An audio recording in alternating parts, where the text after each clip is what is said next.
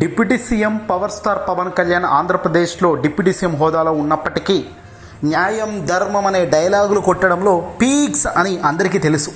కానీ ప్రాక్టికల్గా కూడా తాను ఎలాంటి పరిపాలన అందిస్తున్నారు అనే ప్రశ్న ఇప్పుడు చాలామంది చూస్తున్నారు. ఎక్కడ ఏమైనా ఉంటుందా, దొరుకుతాడా పవన్ అని. తాజాగా జాడ శ్రవణ్ కుమార్ గారు లాయర్, ఉప ముఖ్యమంత్రి గారి అయిన పవన్ కళ్యాణ్ గారు అలాగే జనసేన పార్టీపై అత్యంత ఘాటైన సంచలన విమర్శలు తాజాగా చేయడం ఒక్కసారిగా వెలుగులోకి వస్తున్నాయి. ముఖ్యంగా ఆయన ప్రధానంగా పిఠాపురం నియోజకవర్గంలో జరుగుతున్న అంశాలను ప్రస్తావిస్తూ పవన్ కళ్యాణ్ పరిపాలనపై కుండబద్దలు కొట్టినట్లుగా తన అభిప్రాయాలను వ్యక్తం చేశారు.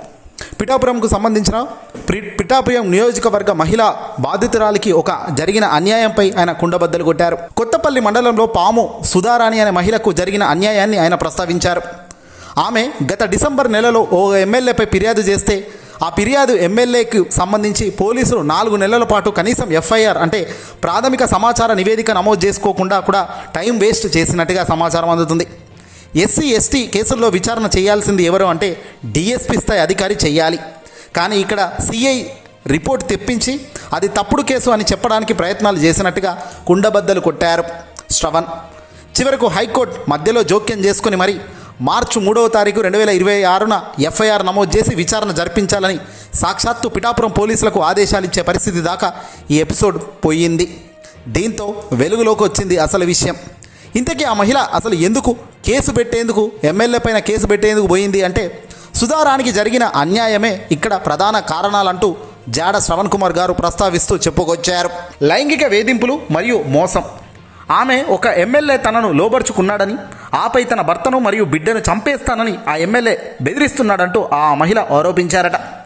తన ఇష్టానికి వ్యతిరేకంగా బెదిరింపులు చేస్తూ తనను ఇబ్బంది పెడుతున్నారని ఆ మహిళ ఫిర్యాదులో స్పష్టంగా పేర్కొన్నారు.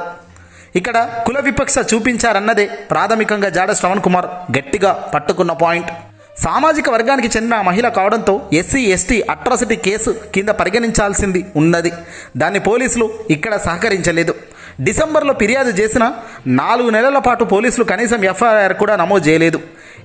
ఎమ్మెల్యే ప్రభావంతో పోలీసులు కేసును పక్కన పెట్టారని, చివరకు ఆమె న్యాయం కోసం ఏకంగా హైకోర్టును ఆశ్రయించాల్సిన పరిస్థితి వచ్చిందని కూడా ఇదే సందర్భంగా శ్రవణ్ కుమార్ వివరించారు. ఒక సామాన్య మహిళకు తనపై జరిగిన దారుణమైన ఘట్టంపై ఫిర్యాదు చేసేదానికి పోలీస్ స్టేషన్ పోతే అధికార బలంతో ఆ ఫిర్యాదును తొక్కిపెట్టడం, పోలీసు బాధితురాలికి అండగా కాకుండా నిందితుడికి కొమ్ము కాయడం వంటి అంశాలపై న్యాయ పోరాటం చేస్తున్న విషయాన్ని శ్రవణ్ కుమార్ బయటకు తీసుకొచ్చారు. ఇక్కడ ఎఫ్ఐఆర్ కూడా కనీసం కట్టే పరిస్థితి లేదు. కులాల గురించి, మతాల గురించి సినిమాల్లో డైలాగులు చెప్పే పవన్ కళ్యాణ్ నిజంగా నిజ జీవితంలో చేస్తున్న పనులు ఇదిగో ఇలాగే ఉన్నాయి.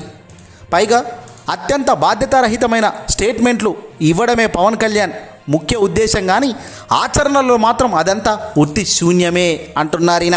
ఎస్సీ ఎస్టీ కేసుల్లో డిఎస్పీ విచారణ చేయాల్సిన పరిస్థితి ఉంటుంది. కానీ ఇక్కడ కేసులో సిఐ రిపోర్టు తప్పుడు కేసు అని చెప్పి పక్కన పెట్టడం, కాకినాడ కలెక్టర్ ఐఏఎస్ చదివి వచ్చినట్లు కాకుండా పవన్ కళ్యాణ్ సినిమాలోని పాత్రలు ప్రభావంతో వ్యవహరిస్తున్నారనే తీరు ఇక్కడ మరింత బాధాకరం. ఆయన పూర్తిగా జనసేన పార్టీకి గుట్టుగా మారారని ఇక్కడ జాడ శ్రవణ్ విమర్శించారు. జనసేన ఎమ్మెల్యే ఒకరు మహిళను వేధించారని కేసు పెట్టినా కనీసం ఎఫ్ఐఆర్ కూడా నమోదు చేయలేదని, ఇది న్యాయ చరిత్రలోనే మొట్టమొదటిసారిగా చూస్తున్నానని ఆయన ఆవేదన వ్యక్తం చేశారు. రాష్ట్రంలోని 67% పరిశ్రమలకు పొల్యూషన్ కంట్రోల్ బోర్డు లేదా ఫైర్ డిపార్ట్మెంట్ అనుమతులు లేవని, ప్రమాదాలు జరిగిన తర్వాతే ప్రభుత్వం మేల్కొంటుందంటూ పవన్ కళ్యాణ్ విమర్శించారు. నిందితులను అరెస్టు చేయవద్దని డిప్యూటీ సీఎం కార్యాలయం నుంచి సాక్షాత్తు పోలీసులకు ఫోన్లు రావడం ఇక్కడ తీవ్రమైన ఆరోపణకు ప్రధాన కారణం. పవన్ కళ్యాణ్ ఆఫీస్ నుంచే ఈ ఫోన్లు వచ్చాయి. ప్రభుత్వ వైఫల్యాలను, ముఖ్యంగా పారిశ్రామిక భద్రత ప్రమాణాలు లేవని ప్రశ్నించడం వల్ల అధికారుల్లో కొంత బాధ్యత పెరిగే అవకాశం ఉంటుంది.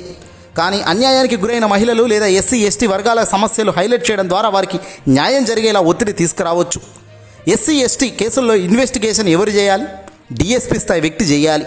కానీ ఇక్కడ ఇన్సూరెన్స్ క్లెయిమ్ కావాలంటే పరిశ్రమలకు ఉండాల్సిన అనుమతులు ఏమిటి అనే విషయాలపై ప్రజలు అవగాహన కలుగుతోంది. చట్టంపై అవగాహన కాదు, చట్టంలో లోగుట్టులు పట్టుకుని చేస్తున్న వ్యవహార తీరులు ఇక్కడ మొదట కష్టంగా కనబడుతుంది. ఒక ఎమ్మెల్యే కోసం నేరుగా ముఖ్యమంత్రిపై ఆరోపణలు చేయడం రాజకీయంగా ఇప్పుడు ఉద్రిక్త పరిస్థితికి దారితీస్తుంది. పవన్ కళ్యాణ్ గారు అసెంబ్లీలో మాట్లాడుతూ అనుమతులు లేవని ఫ్యాక్టరీలు మూసేస్తే ఉపాధి పోతుంది, కాబట్టి కొన్నిసార్లు చూసి చూడనట్లు వెళ్ళాలి అని బాధ్యతారహితంగా మాట్లాడిన మాటలు శ్రవణ్ కుమార్ తప్పుపట్టారు. ఒక మహిళకు అన్యాయం జరుగుతుంటే ఆ మహిళకు సంబంధించి కేసు పెట్టేదానికి కూడా పోలీసులు ముందుకు రాకుండా పైనుంచి మీరు ఫోన్లు చేస్తున్న విధానానికి దీన్ని ఏమనాలి అనే దానికి ఆయన ప్రశ్నల వర్షం కురిపించారు. జనసేనకు సంబంధించిన ఎమ్మెల్యే అయ్యుండి మహిళను వేధిస్తున్నారని కేసు పెట్టినా కనీసం ఎఫ్ఐఆర్ కూడా నమోదు చేయలేదని, ఇది ఇట్లాంటి పనులు న్యాయ వ్యవస్థలో ఎప్పుడు చూడలేదని, ఇలాంటి పనులకు ఏవి కూడా పవన్ కళ్యాణ్ మద్దతు ఎందుకు ఇస్తున్నారు అనే దానిపై ఇప్పుడు అంతా కూడా అవాక్ అవుతున్నారు. ఏదేమైనప్పటికీ కూడా అల్టిమేట్గా జనసేన పార్టీకి సంబంధించి పవన్ రాజకీయం వర్స్ట్గా ఉన్నది అన్నదానికి ఇంతకన్నా నిదర్శనం మరొకటి లేదు. సగటు మహిళల గురించి గొప్ప గొప్ప పాఠాలు, గొప్ప గొప్ప డ్యాన్సులు, గొప్ప గొప్ప వ్యాఖ్యలు చేసే పవన్ కళ్యాణ్ మరి నిజ జీవితంలో ఈ మహిళకు మీరు చేసే న్యాయం ఏమిటి అంటే సమాధానం లేదు. సుగాలి ప్రీతి విషయంలో జరిగిందేమిటి? అధికారం రాకముందు దీన్ని ఒక ఇంధనంగా వాడుకున్న పవన్ కళ్యాణ్ అధికారం చేతికి వచ్చాక మాత్రం కనీసం నామరూపాలు లేకుండా చేసేసాడు. అంటే తనకు అందితే జుట్టు, తను అందకపోతే ఇంకోటి. సినిమాల్లో డైలాగులు కొట్టడం, షూటింగ్లో యాక్టింగ్లు చేయడం కాదు కదా పరిపాలన అంటే. ప్రజలకు అల్టిమేట్గా మంచి జరగాలి, ప్రజల కష్టాన్ని తీర్చే దమ్ము, ధైర్యం, సాహసం చేయాలి. అవేవి చేయలేనప్పుడు సినిమాలే బెటర్, రాజకీయాలు కాదు అనేది సామాన్యుడి నుంచి వస్తున్న మాట. మీరేమంటారో కామెంట్ చేయండి.